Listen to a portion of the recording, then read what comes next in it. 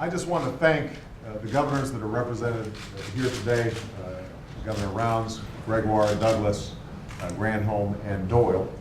They are representative of the bipartisan group of governors that hosted roundtables around the country on health care after some initial meetings that I had with the National Governors Association, in which every single governor, Republican or Democrat, small state, big state, emphasized how important it was to reform our healthcare system to control costs, to assure the choice of doctors and plans for individuals, and to make sure that we are providing high quality care. And all of them represent states that have done some terrific work, wonderful experiments, have seen successes, but all of these governors also expressed to me, and I think heard from their constituencies, deep concerns about what the future holds.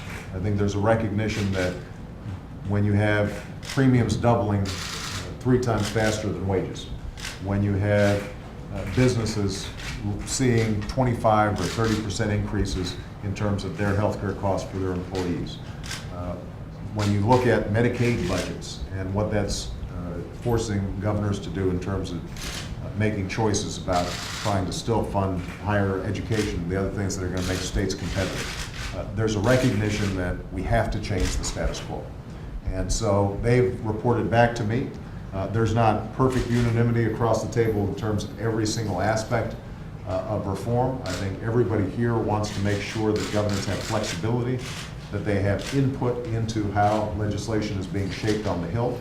But they have done, my administration, I think the American people, a terrific service in bringing some of these individual stories to us. And we're committed to working with them in the weeks and months to come to make sure that when we get health reform done, it is in partnership with the states where the rubber so often hits the road. And one of the advantages they have, as Joe Biden put it, they've planted a mole inside our administration. Kathleen Sebelius, very recently a governor, knows exactly what all of them are struggling with, and she and Nancy Ann are going to be interacting with them on a regular basis as we move this agenda forward. So I want to thank them publicly, and I look forward to working with them to get this done for the American people and for the people of their respective states in the weeks to come.